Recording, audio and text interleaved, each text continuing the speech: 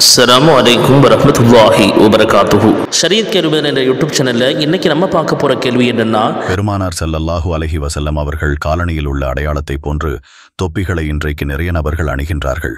எனவே இந்த தொப்பிகளை அணிவதற்கு மார்க்கத்தில் அனுமதி உள்ளதா என்ற கேள்வி எழுகிறது. இதற்கான ஆதாரமாக ஃபதாவா உஸ்மானி என்கிற கிதாபில் முதலாவது பாகம் 47வது பக்கத்தில் இதற்குண்டான ஒரு பதிலை இமாம்கள் பதிவு செய்கிறாங்க. இங்கு இமாம்கள் பின்வருமாறு கூறுகிறார்கள். பெருமானார் ஸல்லல்லாஹு அலைஹி வஸல்லம் பயன்படுத்திய உடலில் உரசிய ஆடை மற்றும் காலணிகளை நேசிப்பதும் அவைகளுக்கு மரியாதை கொடுப்பதும் சஹாபாக்கள் மற்றும் தாபியீன்களால் உறுதி செய்யப்பட்டிருக்கிறது. எனவே பெருமானார் மீது கொண்ட அன்பின் காரணமாக ஒருவர் இந்த தொப்பிகளை அணிந்தால் அதற்கு அனுமதி இருக்கிறது. அல்லாஹ் நாடினால் அதற்கு நன்மையும் கிடைக்கும்.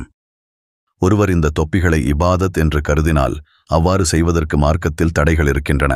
மார்க்கத்தில் ஒரு இபாதத் என்றால் அதற்கான ஆதாரங்கள் தேவை.